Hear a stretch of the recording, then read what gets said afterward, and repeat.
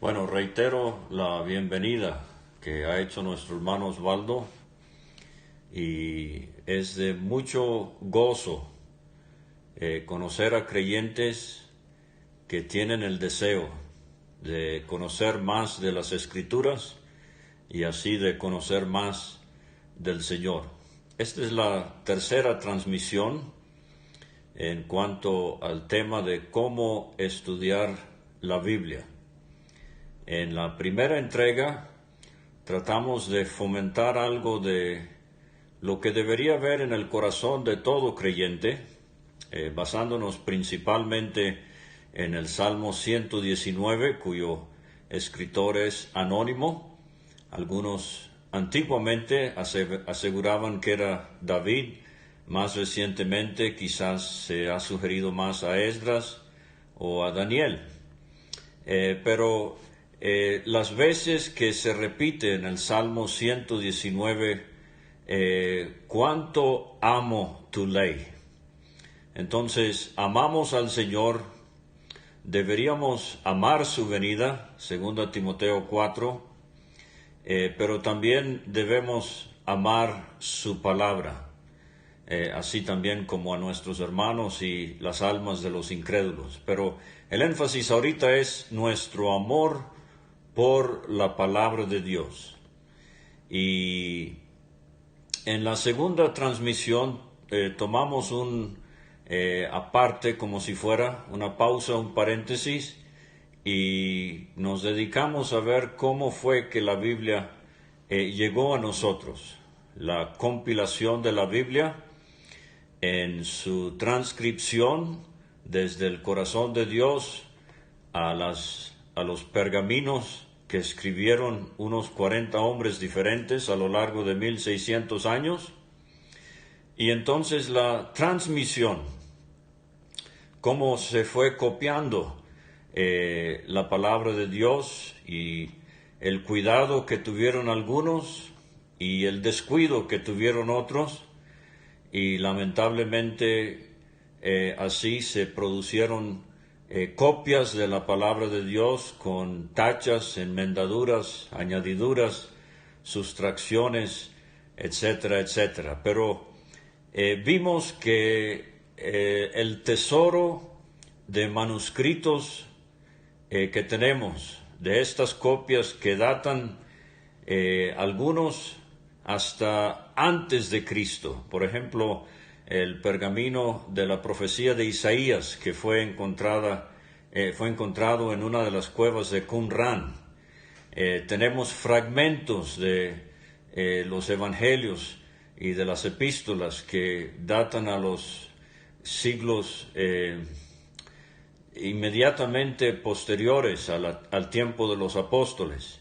Entonces, con esta enorme riqueza de manuscritos y de otros escritos, vimos los leccionarios, etcétera, podemos estar hoy completamente seguros de que tenemos en nuestras manos la palabra de Dios. Y el tercer punto de la transmisión pasada fue la traducción de la Biblia y el mucho uso que en el mundo hispano se le ha dado a la versión Reina Valera, en específico la revisión de 1960.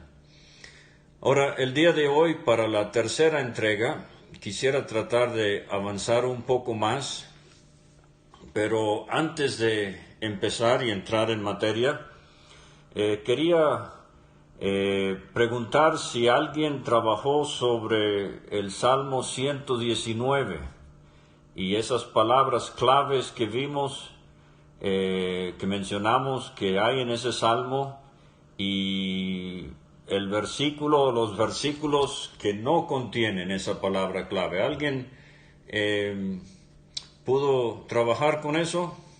Pregunto.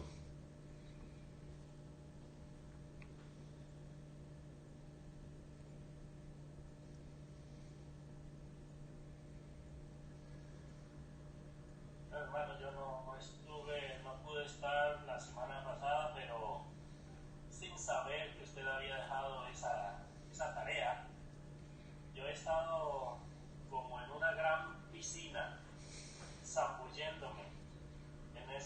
precioso salmo y tengo como tarea próxima aprenderme cada una de las letras del alfabeto hebreo y los versículos que corresponden a cada una de esas letras.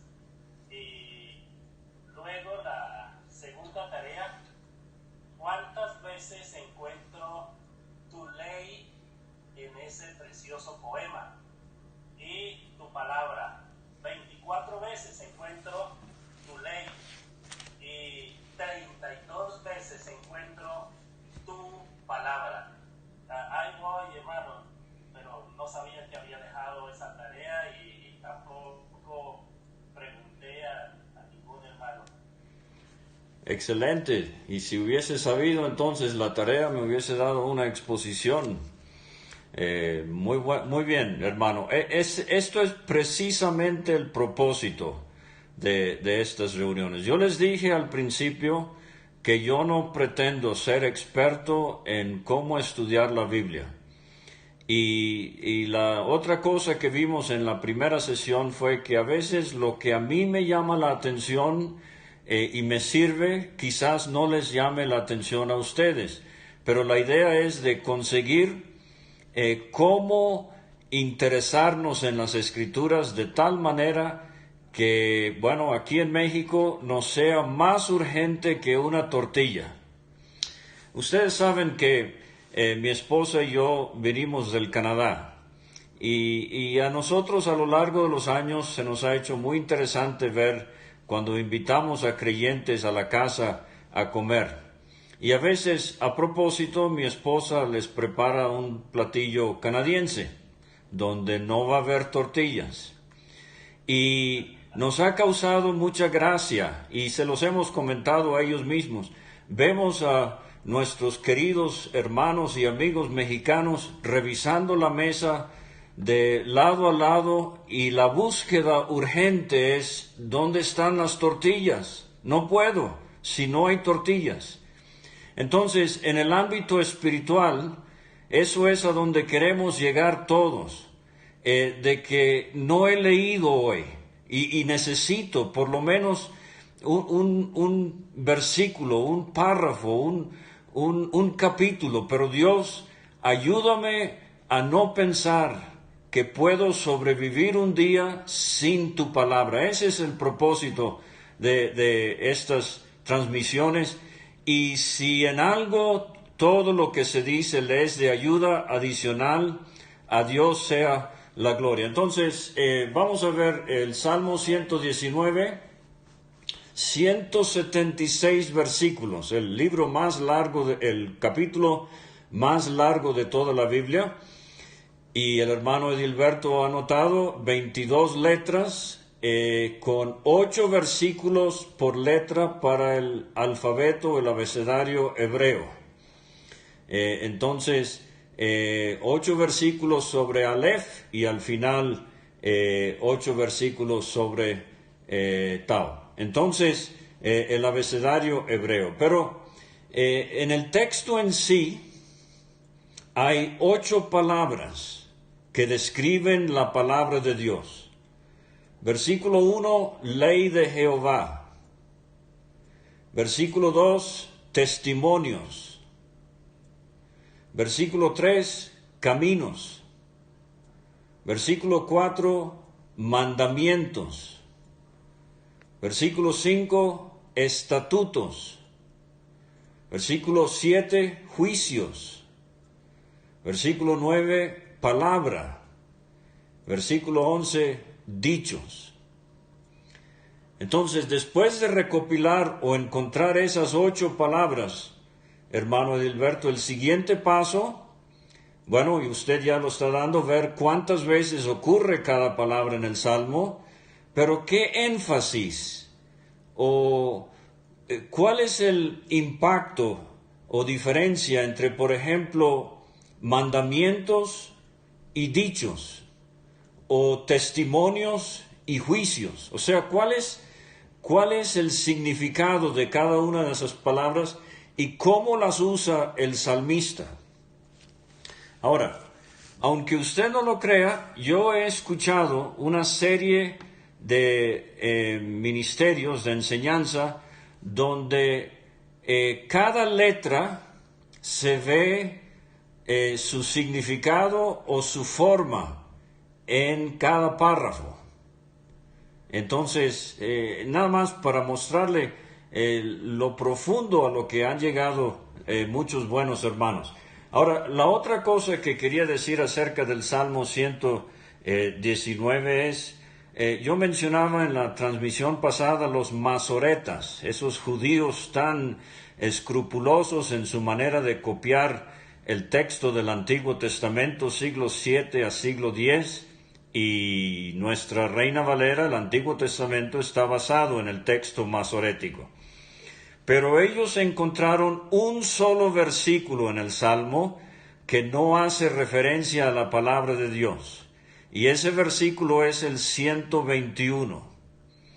Ahora recuerde que ellos con su conocimiento tan profundo y exacto del hebreo, ellos están viendo en el Salmo raíces, alusiones, inferencias. Entonces ellos encontraron un solo versículo en todo el Salmo 119 que no hace mención a la palabra de Dios. Y repito, es el versículo 121. Y yo creo deberíamos leerlo, nada más para que quede claro el ejemplo. 121, juicio y justicia he hecho, no me abandones a mis opresores. Pero, y nada más hablando de los masoretas, nada más para darle un ejemplo de lo exacto y de lo exhaustivo que eran sus estudios sobre el texto hebreo, ellos encontraron desde Génesis hasta Malaquías, el Antiguo Testamento en hebreo, ellos encontraron 27 versículos que tienen todas las letras del alfabeto hebreo. Nada más, imagínense el cuidado con que leían las Escrituras, buscando en cada versículo las letras del abecedario hebreo. Y si recuerdo bien, el versículo que contiene todas las letras y las formas en que puede aparecer en un escrito es Sofonías 3 y el versículo 8. Ese versículo es el que más perfectamente contiene todas las letras del abecedario hebreo. Pero hay 27 versículos en todo el Antiguo Testamento. Ahora, el Salmo 119 se llama un salmo acróstico, aliteración acróstica. Aliteración es cuando usamos frases que empiezan con la misma letra o tienen la misma terminación, y es usualmente una técnica para recordar. Por ejemplo, si uno está predicando en público y un acróstico, una aliteración famosísima y que nos sirve para muchos mensajes del Evangelio sería las 3 R's del Evangelio: la ruina del hombre, la redención en Cristo y la responsabilidad del hombre de aceptar o de rechazar. Pero entonces los judíos, ellos llevaban esto de la aliteración a otro nivel y usaban el abecedario. Y por ejemplo, Lamentaciones 3 también tiene cada sección empieza con una letra del abecedario hebreo. Ahora, estas son curiosidades más que todo para nosotros, pero a la vez nos hace ver lo minucioso, lo exacto, lo detallado que ha sido el estudio de la Biblia para algunas personas. Ahora, dos anécdotas en cuanto al Salmo 119. Thomas Manton era un puritano y él escribió un comentario sobre el Salmo 119 de 1600 páginas. Entonces tenemos mucha tarea. Si alguien puede escribir 1600 páginas sobre un capítulo de la Biblia, y usted sabe, los puritanos se destacan por su manera interminable de escribir, parece. Pero ahí está. Y la otra anécdota que me gusta mucho del Salmo 119 se remonta al siglo XVII. Un obispo inglés llamado George Wishart fue sentenciado a muerte por sus creencias religiosas. Pero en ese tiempo se le daba el privilegio al reo de citar un salmo antes de morir. Y él citó el Salmo 119. Bueno, empezó a citarlo.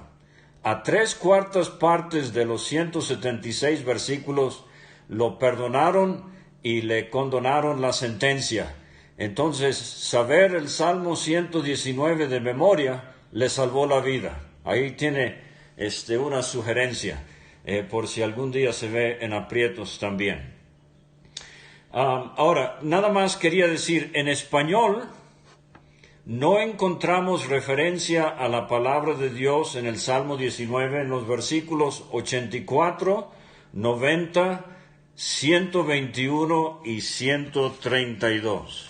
Y de nuevo, se los voy a leer. 84 dice: ¿Cuántos son los días de tu siervo? ¿Cuándo harás juicio contra los que me persiguen? Y el otro versículo es el versículo 90. De generación en generación es tu fidelidad. Tú afirmaste la tierra y subiste. Y de nuevo el 121, que es así también en el texto hebreo: juicio y justicia he hecho, no me abandones a mis opresores. Y el versículo 132, mírame y ten misericordia de mí, como acostumbras con los que aman tu nombre. Muy cerca el amor al nombre y el amor a la palabra, pero específicamente. Ahí están los 4 versículos que en nuestro texto en español no mencionan esos 8 términos que hemos ya notado: el versículo 84, versículo 90, 121 y 132. Ahora, quizás le voy a sorprender, pero uno de mis versículos favoritos de todo el Salmo 119 es el último. Dice así: yo anduve errante como oveja extraviada, busca a tu siervo, porque no me he olvidado de tus mandamientos. Aún en nuestros mejores momentos espirituales, nuestro corazón tiende a vagar y a descarriarse. Y el salmista, después de un salmo tan impresionante, él termina con esta confesión: busca a tu siervo. Los pensamientos a veces se nos van tan fácilmente por caminos donde no deberíamos caminar, etc. Entonces, de nuevo, la urgente necesidad de que hagamos caso de lo que dijo el Señor Jesucristo a Satanás: no solo de pan vivirá el hombre, sino de toda palabra que sale de la boca de Dios. Bien, si alguien más se ha conectado desde que el hermano Edilberto nos dijo algo del Salmo 119, ¿alguien más tiene algún comentario sobre el Salmo 119?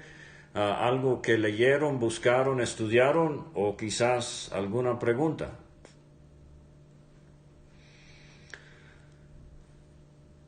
Si no, les voy a hacer una pregunta yo. Hay otro salmo que resume como el Salmo 119, pero muy resumido, la maravilla de la palabra de Dios. ¿Alguien se acuerda de otro salmo que habla de el increíble testimonio que Dios nos ha dado en su palabra?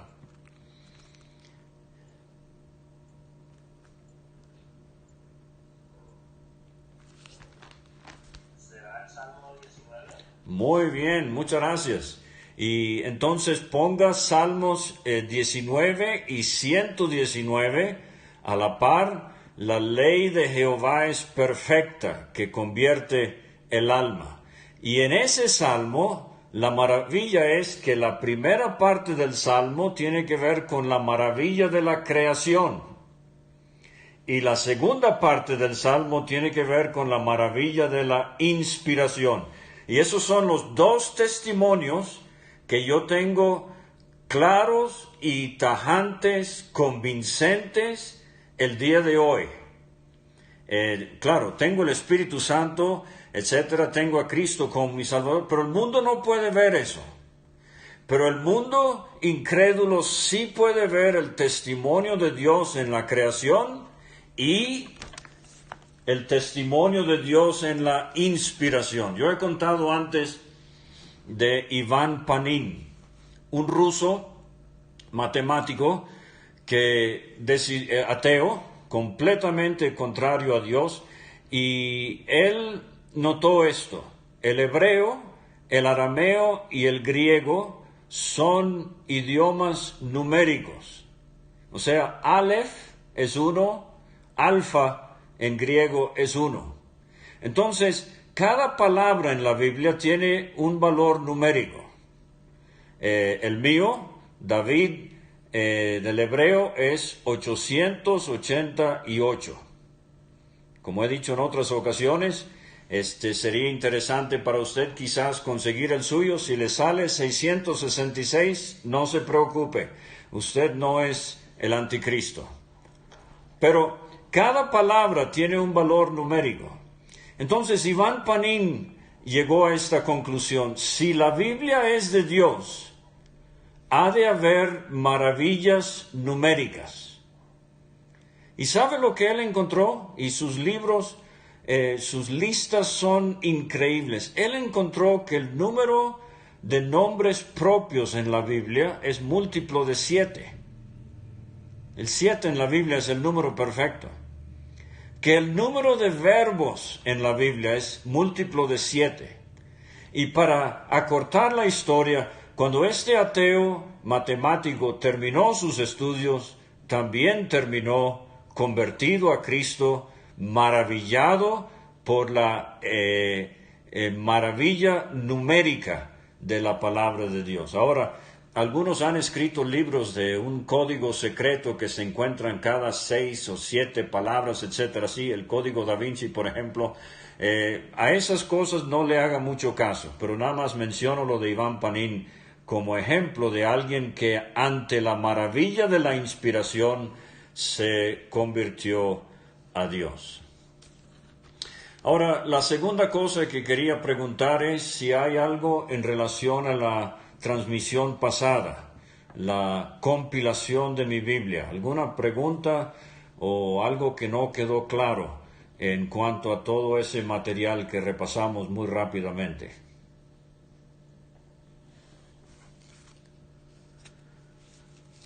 Muy bien. Bueno, entonces ahora vamos a seguir. Quiero que leamos, por favor, en el libro de Daniel y el capítulo 9. Daniel capítulo 9, por favor. Ahora, hay capítulos en la Biblia que uno simplemente haría bien en hacer la tarea y poder identificarlos de memoria en cuanto a lo que contienen. Entonces, por ejemplo, una aspiración suya podría ser: el momento que me mencionen Daniel 9, yo sé que ese es el gran capítulo de la columna vertebral profética que Dios le dio a Noé, las 70 semanas de Daniel. En muchos diagramas bíblicos, en muchos mensajes, en muchos escritos en cuanto a profecía, usted va a encontrar la expresión la semana 70, las 69 semanas. Todo eso está al final de Daniel capítulo 9, y es una profecía que abarca 69 se han cumplido, pero falta una, que son los 7 años de la tribulación. No era mi intención entrar en detalle porque no quiero asustarlo. Pero nada más para decir esto, Daniel 9 es el gran capítulo de la profecía de las 70 semanas. Yo nada más quiero ser un poco más devocional y quiero que leamos juntos el versículo 1. Daniel 9:1. En el año primero de Darío, hijo de Asuero, de la nación de los Medos, que vino a ser rey sobre el reino de los caldeos, en el año primero de su reinado, yo Daniel miré atentamente en los libros el número de los años de que habló Jehová el profeta, de que habló Jehová al profeta Jeremías, que habían de cumplirse las desolaciones de Jerusalén en 70 años. Y volví mi rostro a Dios el Señor, buscándole en oración y ruego, en ayuno, cilicio y ceniza. Ahora, lo que quiero notar aquí es, miré atentamente en los libros. Aquí está Daniel, un hombre de casi 90 años, quizás. Pero él está a esa larga edad, él está mirando atentamente a los libros. Y en específico, la profecía de Jeremías. Ahora, Daniel conoció a Jeremías, lo más seguro. Daniel era joven cuando él fue exiliado de Jerusalén. Jeremías, a él le tuvieron tremendo respeto los babilonios y lo dejaron, y parece que después terminó sus días en Egipto. Pero Daniel está a 70 años después de haber sido llevado cautivo de Jerusalén a Babilonia, y él está mirando atentamente los libros. Ahora entonces, eso es lo que queremos, no solamente amar la palabra de Dios, pero leerla con concentración, con cuidado, con atención. Y por eso hemos hablado ya de apagar las notificaciones, de quizás conseguir un lugar, si le es necesario. Otros pueden hacerlo con mucho ruido. Yo conocí pues muchos estudiantes en mis tiempos de estudiante que necesitaban música para poder estudiar, etcétera, etcétera. Entonces, estas cosas varían de persona a persona, pero hemos hecho el énfasis de conseguir un horario, un lugar, una Biblia, un cuaderno, un lápiz, un diccionario de la lengua española, si es que con frecuencia se topa con palabras que no conoce. Entonces, pero ahora, no solamente leer la Biblia, no a manera de ritual que ya cumplí, por fin libré el Salmo 119, menos mal, qué fastidio los primeros capítulos de Crónicas con todos esos nombres, no, pero leer la Biblia con devoción al Señor, pero ahora también mirando atentamente a lo que dice. ¿Y cómo encaja esto con aquello? ¿Y qué significado tiene que el escritor haya incluido esto? ¿Ok? Entonces, Daniel está mirando atentamente a la profecía de Jeremías. Jeremías había profetizado de 70 años. Ese es el principio del capítulo 9. Al final, después de que Daniel ora, Dios como si fuera le dice a Daniel: por tu interés en las Escrituras y por tu sinceridad en tu confesión de pecado, yo te voy a revelar otros 70 años, ya no literales, sino 70 semanas de años, 490 años. Entonces esto me lleva al punto de que el Señor nos va revelando cosas según las vamos aprendiendo y practicando en nuestras vidas. O sea, es como un curso donde el avance va a ser progresivo, directamente proporcional a cómo estoy aprovechando lo que Dios ya me ha enseñado. Entonces es un aprendizaje cumulativo.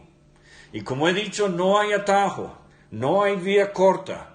no hay microondas. Esto tarda, esto requiere mucho esfuerzo y otros aquí lo saben mejor que yo.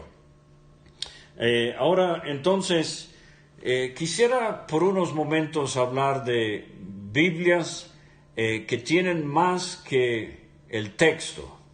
Yo personalmente siempre uso una Biblia que solamente tiene el texto de la Reina Valera, pero hay lo que se llaman Biblias de estudio, que son en sí como un mini comentario, una mini biblioteca.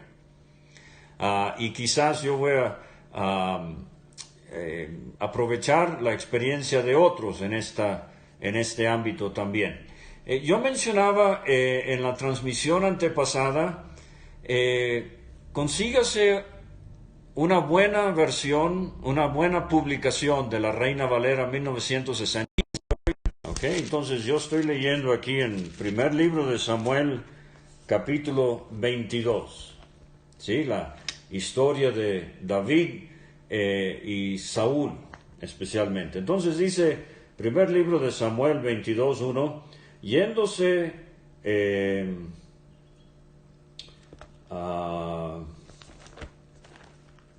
permítame un segundito, estoy cerca pero no es exactamente el ejemplo que tenía en mente. Primero el libro de Samuel capítulo 19, primer libro de Samuel capítulo 19. Y estoy leyendo aquí de cómo Saúl quiere matar a David. Y dice el versículo 11, Saúl envió luego mensajeros a casa de David para que lo vigilasen y lo matasen a la mañana. Ahora, en mi Biblia, a ver si puedo hacer esto, hay una pequeña A en el texto, ¿sí? Entonces esa es una referencia paralela. Ahora yo podría ignorar eso y pierdo mucho de la lectura de 1 Samuel 19, pero yo busco la A que en mi margen dice Salmo 59, 1. Entonces voy al Salmo 59 y en la versión de la Biblia que yo tengo, estas letras en negrita no son inspiradas. Esas las puso las sociedades bíblicas. Pero estas aquí en itálicas, este pequeño título al principio del Salmo 59, eso sí es inspirado. Entonces dice, al músico principal sobre no destruyas, posiblemente la melodía a la que se iba a cantar este salmo, Mictam de David, cuando envió Saúl y vigilaron la casa para matarlo. Entonces, con una letrita de referencia, de cita paralela, de repente tengo todo un comentario en el Salmo 59 de lo que está sintiendo David internamente cuando él sabe que Saúl está vigilando su casa para matarlo. Entonces, ese es un ejemplo quizás prematuro en el momento de nuestros estudios, pero yo quiero enfatizarle eso.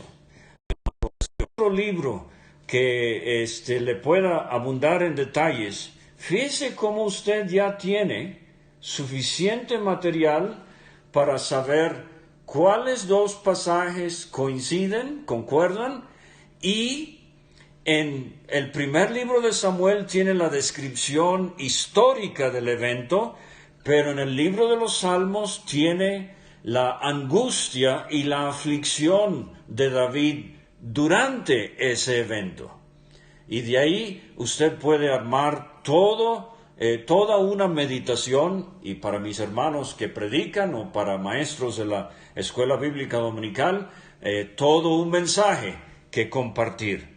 Entonces, si paso a paso usted va haciendo eso con cada cita que encuentra, yo le aseguro que eso va a enriquecer exponencialmente su conocimiento de las Escrituras y su interés de seguir indagando, escarbando y buscando. Yo le decía a un hermano recientemente, tantas veces yo abrí mi Biblia pensando que iba a estudiar tal cosa y siguiendo estas referencias me fui por otro camino y el Señor me llevó a prados que yo no sabía que existían en la palabra de Dios.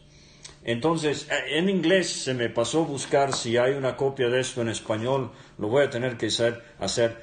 Pero en inglés tenemos un libro que se llama La Biblia misma se ilustra. Entonces, por ejemplo, cuando está predicando el Evangelio, yo sé que a veces a mí me gusta mucho usar ilustraciones, especialmente si tiene que ver con algo que la gente está viviendo en el momento, las Torres Gemelas, etcétera, o el huracán, alguna historia emocionante de alguien que rescató a alguien en un río que estaba siendo llevado a la muerte esta persona y esta persona hizo todo lo posible para rescatarlo, para salvarlo. Son ejemplos de la salvación que se pueden usar en el Evangelio. Pero hay muchísima riqueza en la Biblia misma para ilustrar sus mensajes. Y una de las maneras que se va a dar cuenta de eso es exactamente lo que hemos hecho ahorita. Relacionar la cita de 1 de Samuel 19 con el Salmo 59. Y así hay muchos más. Ahora entonces, yo fui criado, me regalaron cuando recién acepté a Cristo como mi Salvador, lo recuerdo mucho, era tiempos de Navidad y mi mamá me dio mi regalo y cuando lo abrí era una Biblia. Y aunque yo apenas había aceptado al Señor, le soy sincero, me da mucha vergüenza decirlo, me deprimí un poquito. Porque yo fui criado en una casa donde usted tendría que conocer a Donald Alves, el que tradujo el material que está en tesorodigital.com, pero él era ávido lector de todo tipo de literatura, pero especialmente de la Biblia. Habían Biblias en su oficina, habían Biblias en los baños, habían Biblias en la sala, habían Biblias en cada recámara, en la cocina, por todo. No había suficientes paredes en la casa, casi puedo decir, para todos los libros. Entonces, cuando me regalan una Biblia, yo dije, bueno, ok, pero eso hace 43 años. La empecé a leer una vez al año, de pasta a pasta. Y creo, ya les dije que fue la tercera vez que por fin empecé a ver, como muchacho adolescente, empecé a ver estas conexiones desde el Génesis hasta el Apocalipsis, cómo la Biblia está tan entrelazada.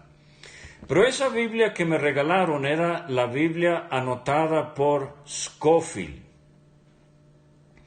Ahora, lo interesante de Scofield, y yo voy a pedirle que busque estas biografías. Cuando tenga tiempo, entra al internet y busque A.T. Scofield, por ejemplo. S-C-O-F-I-E-L-D, Scofield. Termina con D. Pero él era un borracho, licenciado era abogado, con un despacho bastante próspero, pero se hizo adicto a el alcohol y terminó perdiendo todo y hasta miembros de la familia, creo hasta se divorció, si recuerdo bien, pero se convirtió a Cristo. Y entonces Dios le ayudó a usar esa mente de abogado que él tenía para investigar las Escrituras. Entonces él diseñó una manera de anotar, de relacionar pasajes en un grado más exhaustivo que simplemente las citas. Ahora, Scofield tuvo influencia de hermanos de las asambleas. Y por eso me llama la atención esa Biblia, Aprendí muchísimo cuando la usé. De hecho, su definición de una iglesia local hasta el día de hoy es una de las mejores que yo conozco. Entonces, por ejemplo, una Biblia anotada por Scofield funciona más o menos así. Al principio del libro, él da unos detalles de quién lo escribió, más o menos cuándo se escribió y cuáles son sus rasgos generales y puntos principales. Pero entonces, en la Biblia misma, por ejemplo, llegando a Mateo 18:20, es posible que sea así, no recuerdo, es donde él, al pie de página, tiene una nota, que es una iglesia local. Entonces, para nosotros que nos congregamos al nombre del Señor Jesucristo, estas cosas ameritan nuestra atención. Algunos ya no les llama la atención Scofield porque él creía en la teoría de la brecha, allá en Génesis 1, donde hubo un espacio, según él y muchos más, entre versículos 2 y 3, algo sucedió allí en medio, dicen ellos, cayó Satanás, etc. Pero realmente, si busca una Biblia de estudio, ahí está una, Biblia de estudio anotada por Scofield. Otra que me gustó mucho por unos años fue de un hermano bautista, se llama Charles Ryrie. R-Y-R-I-E, Ryrie, difícil para pronunciar para hispanoparlantes, pero muy buena Biblia anotada, muy enseñanza muy sólida, doctrina sana, pero recuerde, es bautista. Entonces él no va a tener el mismo aprecio, aunque una de las cosas que me gustó de Ryrie es que él a menudo, por decirlo así, felicitaba a los hermanos de las asambleas congregadas al nombre del Señor, a los hermanos, como se les conoce en el mundo religioso. Por ejemplo, él decía, le debemos a los hermanos gran parte de la enseñanza que hoy conocemos en cuanto al Espíritu Santo. Le debemos a los hermanos mucho de lo que hoy entendemos acerca del arrebatamiento de la iglesia. Entonces, aunque Bautista era un hombre que tenía aprecio por la doctrina como se enseña en la Biblia y profesamos seguir los de las asambleas, aunque a veces nos extraviamos un poco de lo que la Biblia enseña también. Entonces, iba a decir de Scofield, por ejemplo, le delinea las dispensaciones: inocencia, conciencia, gobierno humano, promesa, ley, gracia y milenio. 7. Hay otros puntos de vista. Si usted me pone entre la espada y la pared, yo le diría la dispensación de la ley, la de la gracia y la del milenio. No me puede quitar esas tres. Las otras, bueno, admito que a veces es difícil distinguir esas en el Antiguo Testamento. Lo mismo con los pactos. Scofield pone los pactos muy bien tabulados: el pacto edénico, el pacto adámico, el pacto noéico, el pacto mosaico, el pacto abrahámico, el nuevo pacto, por ejemplo. Si me pone entre la espada y la pared, yo le diría que la primera vez que aparece la palabra pacto en la Biblia es Génesis 6, el pacto noéico. El edénico y el adámico es posible, pero esos son pactos teológicos. O sea, teólogos han salido con esto, o han desarrollado esto, debería decir. Pero específicamente la Biblia nos habla del pacto de Dios con Noé, con Abraham, con Israel por medio de Moisés, con David y el nuevo pacto. Entonces, pero Scofield le va a ayudar a desarrollar ese tema y estudiarlo. Ryrie es muy bueno también en ese sentido. Ryrie fue un experto dispensacional. ¿A qué me refiero? Me refiero a que hay que distinguir los tiempos. Eso lo dijo Agustín de Hipona. Distínganse los tiempos y la Biblia concuerda. Porque un gran problema es meter la Biblia como si fuera en una licuadora, hablo con reverencia, y lo que sale es una confusión y un desastre. Entonces, Ryrie fue uno de los pilares que defendió a capa y espada la verdad dispensacional de la Biblia. ¿Por qué es importante? Porque me ayuda a distinguir Israel, pueblo terrenal de Dios, y la iglesia, pueblo celestial de Dios, y a nunca mezclarlos, ni en el pasado, ni en el presente, ni en el futuro especialmente. Hay muchos eminentes maestros que en tiempos futuros ven a la iglesia como el cumplimiento espiritual de todas las promesas que Dios dio a Israel. Pero en la aproximación dispensacional a las Escrituras me ayuda a mantener esa diferencia. Lo de Israel, es terrenal. Lo de la iglesia, es celestial. Y por eso yo soy uno de los proponentes de que la iglesia en el milenio y en el estado eterno va a residir en la nueva Jerusalén sobre la tierra. ¿Por qué? Acá abajo va a estar la nación, el remanente salvo, los creyentes del Antiguo Testamento, el templo del milenio, las ofrendas, algunas fiestas, Jerusalén, los judíos como capital del mundo, etc. Entonces yo veo que aún en el futuro, nosotros, la iglesia, estaremos siempre con el Señor como su esposa. Si Él viene, venimos con Él. Si Él se va, nos vamos con Él, etc.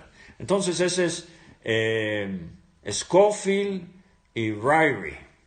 Ahora, otra Biblia de estudio que ya tiene muchos años, muy usada, lastimosamente tan llena de información y de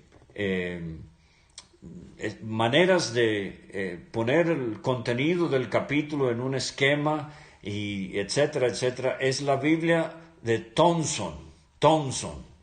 Y yo nunca pude, le soy sincero, acoplarme, quizás por lo pequeño de la letra y porque la increíble cantidad de información me dejaba tan impresionado que hasta flojera me daba leerlo. Pero ahí está una buena Biblia de estudio, muchas la han usado. Últimamente tenemos la Biblia de estudio por John MacArthur, que está teniendo mucha cobertura en Los Ángeles por haber decidido seguir adelante con las reuniones presenciales del lugar donde él se reúne. Pero un hombre muy capaz, y ahora me voy a detener a darle dos puntos de alerta, dos advertencias. El hermano Arturo Guillén, no sé si él esté conectado hoy, él mencionaba también la Biblia de Sproul, S-P-R-O-U-L. También él acaba de partir para estar con el Señor no hace mucho, pero también dejó atrás una mina de increíble riqueza en cuanto a la enseñanza de la Biblia. Pero sea Scofield, sea Ryrie, sea Thompson, sea MacArthur, sea Sproul, dos cosas. Una, Biblias de estudio nos pueden hacer flojos, porque es posible desarrollar este mal hábito. El jueves hay estudio bíblico sobre Tito capítulo 1. Todo bien, no tengo que estudiarlo con mi Biblia de estudio en mis piernas en el estudio bíblico presencial en la asamblea. Yo nada más voy a repetir como loro lo que dice Scofield o lo que dice Ryrie y adelante. Entonces, si va a usar una Biblia de estudio para no estudiar, no la utilice. Y esa es mi recomendación. Solamente utilice la Biblia de estudio si le va a animar a usted a adentrarse, a profundizarse más en la Escritura, y lo que necesita es más o menos un carril donde usted dice, bueno, yo confío en lo que el hermano Scofield enseña acerca de la asamblea, entonces sus comentarios los voy a considerar, los voy a sopesar, los voy a estudiar y por ahí me voy. Entonces, no permita que una Biblia de estudio le haga flojo. Y número 2, y esto lo vivió el mundo con el problema de las Biblias anotadas por la Iglesia Católica, donde se toma lo que dice al margen o al pie de página como si fuera la palabra de Dios. Entonces, siempre tenga eso en mente con una Biblia de estudio. A MacArthur le tengo muchísima admiración. Él es otro hermano, aunque de perfil bautista. Cuando tuve oportunidad hace años de estar en Malasia, allá en el lejano oriente, el hermano Tomás Bentley un día me dejó pasar a su oficina, porque hay hermanos muy, muy privados y no quieren que uno ni vea los libros que leen, etcétera, etcétera. Pero el hermano Tomás Bentley abrió su archivero y me mostró diferentes cartas de correspondencia que él había tenido con diferentes líderes evangélicos alrededor del mundo. Y el que más me interesó a mí fue John MacArthur, que mucha correspondencia entre los dos sobre pasajes de la Biblia, etcétera, etcétera. Desafortunadamente, entiendo que John MacArthur no cree que Romanos 6 tenga que ver con el bautismo en agua, o sea, por inmersión. Y él no cree que la cubierta de la mujer de 1 Corintios 11 sea algo doctrinal. Él ve eso algo como cultural, como costumbre. Entonces, cuando use una Biblia de estudio, siempre tenga en mente lo que dice al margen o lo que dice abajo son las palabras de un hombre, no es la palabra inspirada de Dios. Y en ese sentido, quería compartirles una anécdota que a mí me impresionó mucho. Desafortunadamente no conozco mucho de la historia de Inglaterra, pero tuve oportunidad de estar allá en algunas ocasiones y un hermano me llevó a Oxford, a la Catedral de Santa María, que llegó a ser un lugar, un bastión como si fuera para los predicadores de la Reforma.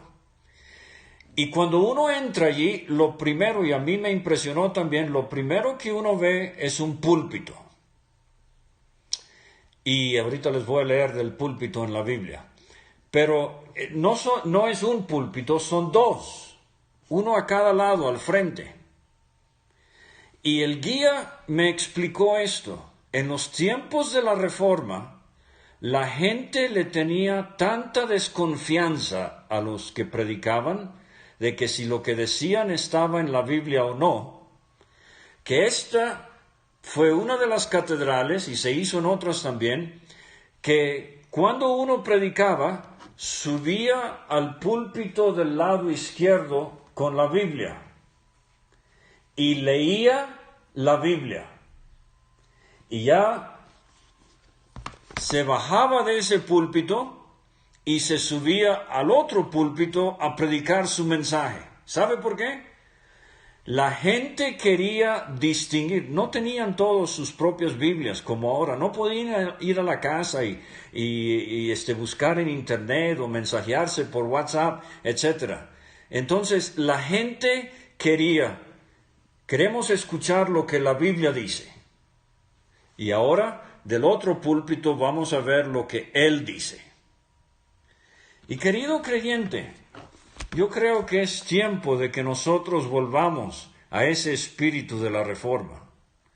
¿Será posible que en nuestras asambleas estamos practicando cosas que realmente no tienen base bíblica? ¿O nos estamos portando de una manera contraria a lo que la Biblia dice?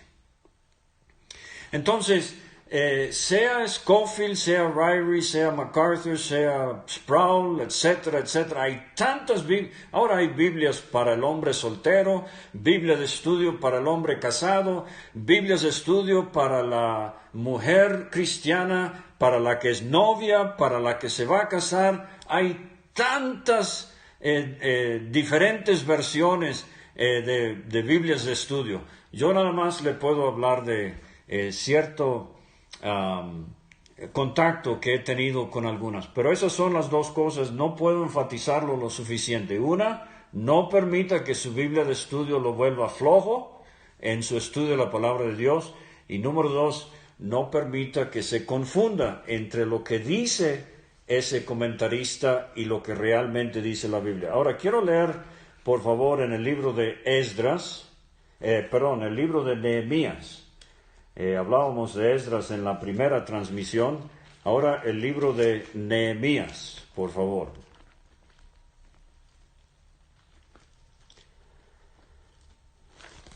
Nehemías capítulo 8, creo que es. Nehemías capítulo 8, versículo 1. Es el mes séptimo, eso es lo que dice la última parte del capítulo 7, o sea, es el fin de año para los judíos, ya en la tierra, regresando de Babilonia. Venido el mes séptimo, los hijos de Israel estaban en sus ciudades, y se juntó todo el pueblo como un solo hombre en la plaza que está delante de la puerta de las aguas, y dijeron a Esdras, el escriba, que trajese el libro de la ley de Moisés, la cual Jehová había dado a Israel. Y el sacerdote Esdras trajo la ley delante de la congregación, así de hombres como de mujeres, y de todos los que podían entender, el primer día del mes séptimo, o sea, es el día de las trompetas. Y le piden a Esdras que traiga el libro. Y yo iba a mencionar esto la semana pasada. Los judíos hasta el día de hoy le tienen tanta reverencia o respeto al Torá, que cuando sacan el Torá en una sinagoga, todos se ponen de pie. Fíjese nada más. Nosotros hoy nos estamos acostumbrando a que es cualquier cosa que se lea la Biblia. Y entra y sale. Honestamente, hermanos, creo que hay muchos creyentes que necesitan ir al doctor a revisarse la vejiga o los riñones, porque la entradera y salidera a los baños especialmente la lectura de la palabra de Dios, es alarmante. Pero entonces dice el versículo 3, y leyó en el libro delante de la plaza que está delante de la puerta de las aguas, desde el alba hasta el mediodía, desde que salió el sol hasta el mediodía, en presencia de hombres y mujeres y de todos los que podían entender. El versículo 4, y el escriba Esdras estaba sobre un púlpito de madera, que habían hecho para ello, y junto a él estaban una serie de caballeros. Dice el versículo 5, abrió pues Esdras el libro a ojos de todo el pueblo, porque estaba más alto que todo el pueblo, y cuando lo abrió, todo el pueblo estuvo atento. Bendijo entonces Esdras a Jehová, etc. Y fíjese lo que dice el versículo 8. Leían en el libro de la ley de Dios claramente y ponían el sentido de modo que entendiesen la lectura. Y finalmente, versículo 10, al final, id, comed y bebed vino dulce y enviad porciones a los que no tienen nada preparado. Este es Nehemías hablando. Porque día santo es a nuestro Señor, no os entristezcáis, porque el gozo de Jehová es vuestra fuerza. Ahora, yo podría pasar mucho tiempo en este capítulo. Me emociona cómo Esdras le prepararon un púlpito. Lo habían hecho para esta ocasión. Y él se sube a la vista de todos. Y con el pergamino de la ley del Señor, Esdras lee a la vista de todo el pueblo por varias horas.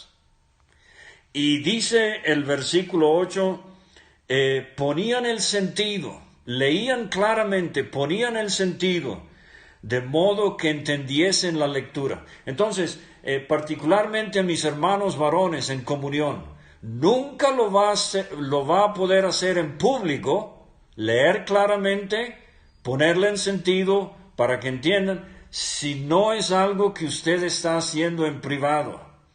Entonces, acostúmbrese, entrénese a leer claramente.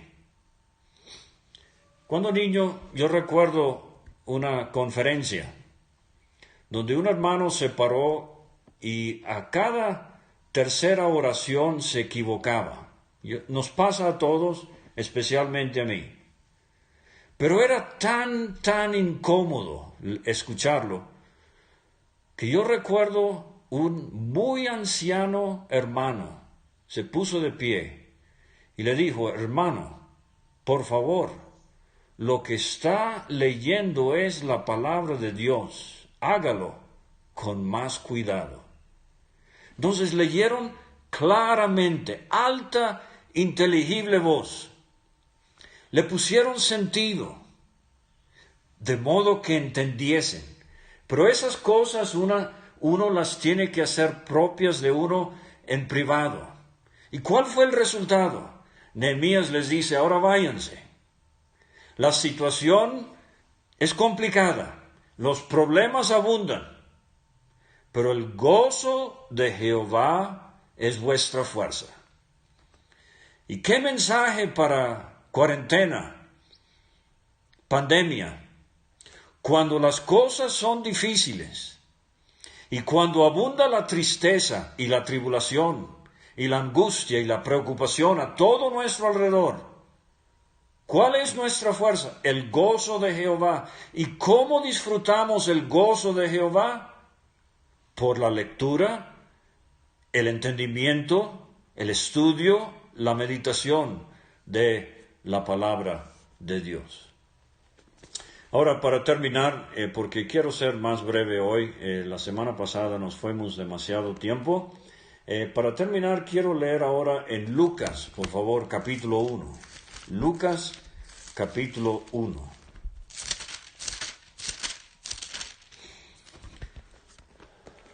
Hay un hombre llamado Teófilo, amigo de Dios significa su nombre. No sabemos mucho de él, pero por la designación, oh excelentísimo Teófilo, pensamos que él era empleado del gobierno romano, de cierto prestigio, y parece que se ha convertido a Cristo. Y Lucas, el único escritor gentil de toda la Biblia, es usado por el Espíritu Santo para escribirle los 24 capítulos de Lucas y los 28 capítulos de los Hechos. Entonces, estudie Lucas y Hechos en alguna ocasión con esa perspectiva. Aquí está Lucas queriendo ayudar a un nuevo creyente, y no hay diferencia entre creyentes, pero nos llama la atención cuando Dios salva a hombres que están en eminencia. Entonces, Lucas escribe para este nuevo creyente en un puesto eminente en el Imperio Romano. ¿Y qué hace? Le da primero 24 capítulos acerca de Cristo. Y segundo, le da 28 capítulos acerca de la iglesia. Hermanos, yo he dicho esto antes y hay hermanos de México aquí conectados, ellos me han escuchado. Pero no es cierto que a veces... Sara aceptó a Cristo como su Salvador personal en el culto anoche. Sí, Sara, aquí está un velo, ponte el velo en la reunión y la falda, que no se te vean las rodillas, y empezamos con las cosas que en realidad son secundarias en la vida cristiana. No se preocupe. Yo soy ávido defensor de que el creyente debería cumplir con la doctrina y vestirse adecuadamente. Pero, fíjese lo que hizo Lucas. Teófilo, qué bueno que eres salvo. Te voy a hablar por 24 capítulos del que es el centro, el móvil de tu vida cristiana, el Señor Jesucristo, el hombre que nunca pecó. Vas a ver en el Imperio Romano creyentes de muy mal testimonio. No te fijes en ellos.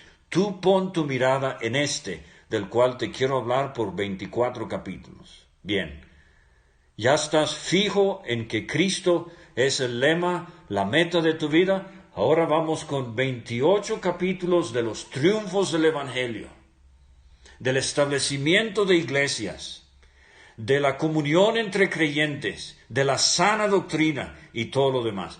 Pero fíjese cómo empieza Lucas. Lucas 1, versículo 1. Puesto que ya muchos han tratado de poner en orden la historia de las cosas que entre nosotros han sido ciertísimas, tal como os la enseñaron los que desde el principio lo vieron con sus ojos y fueron ministros de la palabra, me ha parecido también a mí, después de haber investigado con diligencia todas las cosas desde su origen, escribírtelas por orden, oh excelentísimo Teófilo, para que conozcas bien la verdad de las cosas en las cuales has sido instruido.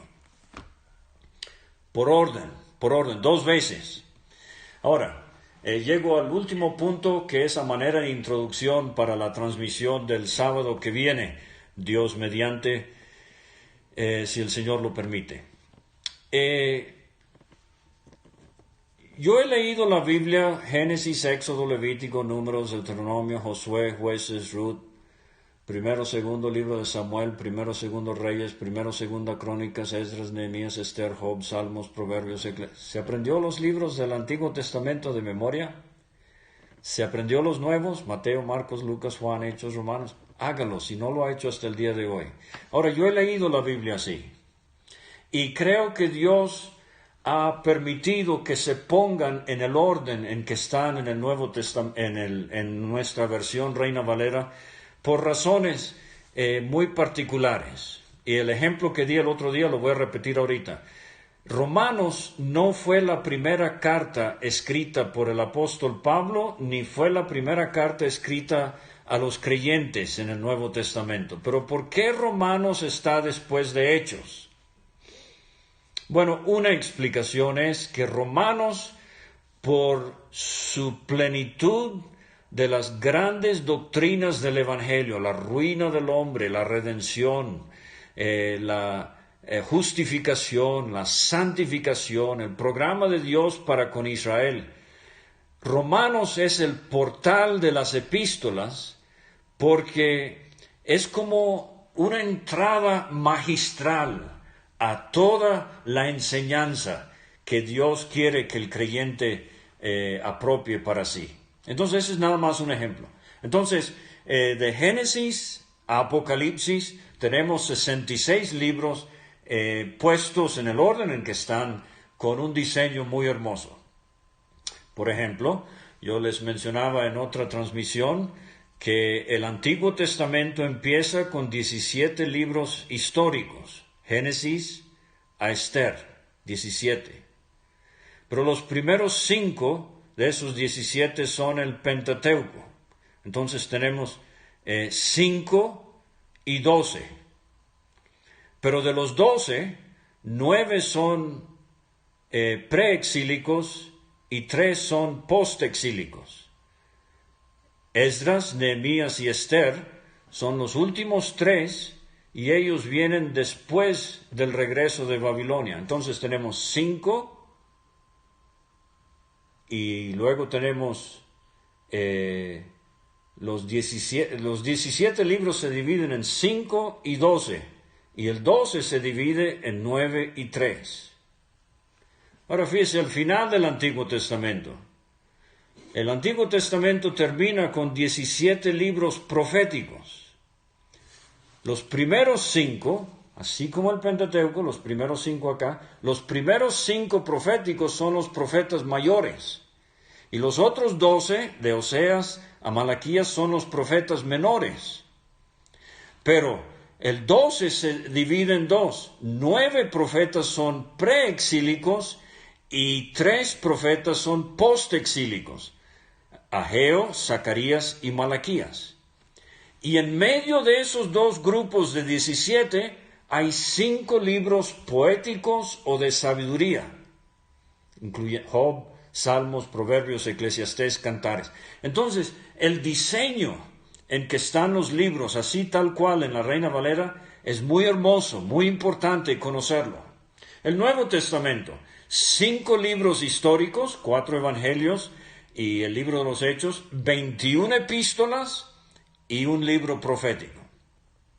Entonces, así como aparecen en nuestra versión Reina Valera, es bueno aprenderse el orden y ir aprendiéndose la relación. Pero aquí le va la segunda que voy a terminar. Ustedes saben que siempre lo digo 3 veces antes de por fin aterrizar. Pero la otra cosa que quiero animarle en estos estudios es leer la Biblia cronológicamente, por orden. Y nada más a manera de introducción. Por ejemplo, tome su Biblia y lea el libro de Génesis. Pero en vez de leer Éxodo, deténgase y lea el libro de Job. Ahora, no sabemos exactamente cuándo fue escrito el libro de Job, pero le voy a dar un dato. 1. El último capítulo de Job nos dice que después de que Dios lo bendijo, después de haber perdido sus bienes, sus hijos y su salud, después Dios lo bendijo sobremanera grande. Después de eso, él vivió 140 años, tuvo hijos e hijas y murió. 140 años después de todo lo que ha sucedido en el libro de Job. O sea que este hombre posiblemente vivió 200 años, vamos a nada más adivinar. ¿En qué parte de la Biblia vivieron vidas tan longevas? Bueno, Abraham vivió 175 años.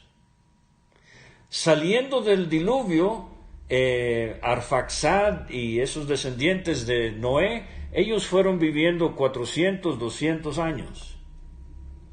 Entonces, lo más seguro es que el libro de Job cronológicamente corresponde con Génesis capítulo 11.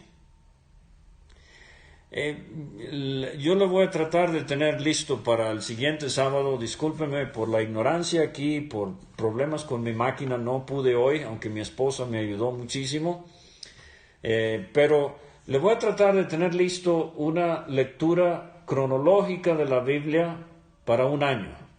Me estoy basando en 2 hombres que han hecho un gran trabajo y en mi propia convicción. Entonces es un trabajo conjunto, no voy a creer que es invento mío. Pero se los voy a poner después del capítulo 50 de Génesis.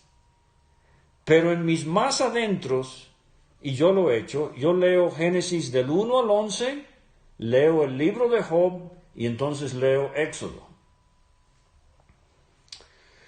Ahora, mi último punto en cuanto a esto.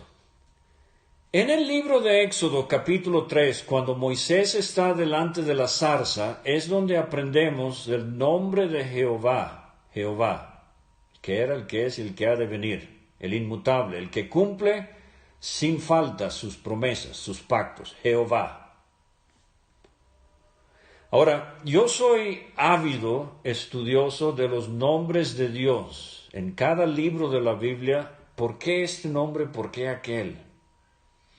Usted lee Génesis 1, todo el capítulo, y los primeros 3 versículos de Génesis 2, y es puro, y hablo con reverencia, Dios. Dios dijo, Dios vio, Dios hizo, Dios, Elohim. Pero entonces lee Génesis capítulo 2, versículo 4, y Jehová Dios, Jehová. Algo ha cambiado. ¿No ve? El Espíritu Santo está usando el nombre de Jehová. Recuerde, es Moisés el que está escribiendo Génesis. Pero ahora, después de su experiencia ante la zarza, bajo inspiración divina, él relata la creación, capítulo 1 al capítulo 2, versículo 3, usando solamente el nombre Elohim, Dios. Pero en cuanto al trato de Dios con la humanidad, él empieza en el capítulo 2 a usar el nombre Jehová, Jehová Dios. Ahora, nada más fíjese, en el libro de Job, si usted tiene concordancia, búsquelo, o vamos a hablar un día de las búsquedas en los programas digitales que hay ahora, en las aplicaciones, en teléfono, en computadora. Si usted busca el nombre Jehová en el libro de Job, va a ver que aparece muchas veces en el capítulo 1 y capítulo 2. Y muchas veces del capítulo 38 hasta el final. Pero por 36 capítulos, Jehová aparece una sola vez en el capítulo 12. Y lo usa Job. Los mal llamados amigos de Job, ¿cómo se llamaban? Elifaz, Bildad y Zofar. Nunca, ni una sola vez usan el nombre Jehová. Ellos hablan de Dios, hablan del Todopoderoso, hablan del Hacedor. Entonces, hermanos y hermanas, estas cosas me hacen ver a mí que aunque quizás el libro de Job fue escrito por otro, se remonta a los tiempos patriarcales, antes de la ley obviamente, posiblemente durante el tiempo de Abraham, o poquito después, más o menos. Pero al leer el libro de Job en ese contexto, me ayuda a entender el libro de Job. Y lo he dicho antes, la Biblia tiene 3,300 preguntas. El libro de la Biblia que más preguntas tiene es el libro de Job, porque es muy antiguo y se remonta a épocas cuando había muy poca revelación divina. Entonces, vamos a seguir con eso la semana que viene, la lectura cronológica de la Biblia.